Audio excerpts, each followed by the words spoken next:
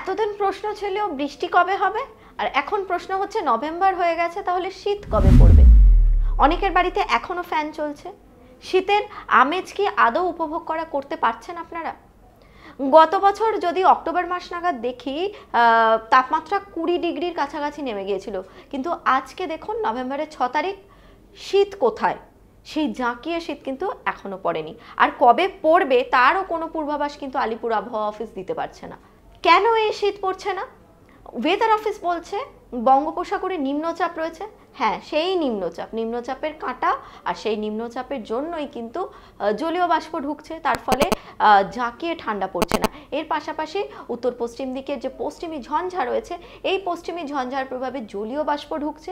এই জলীয় বাষ্পের জন্য কিন্তু শীত পড়া থেকে বাধা পাচ্ছে।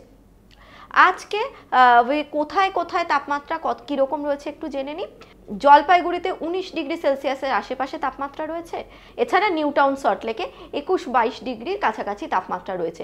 কলকাতার তাপমাত্রা ওই 21-22-এর কাছাকাছিই রয়েছে। তবে হ্যাঁ, এটা একটা সুখবর যে আগামী 7 দিন অর্থাৎ এই সপ্তাহে উত্তর এবং দক্ষিণ কোনো বঙ্গেই কিন্তু বৃষ্টির কোনো পূর্বাভাস দিচ্ছে না আলিপুর আবহাওয়া অফিস।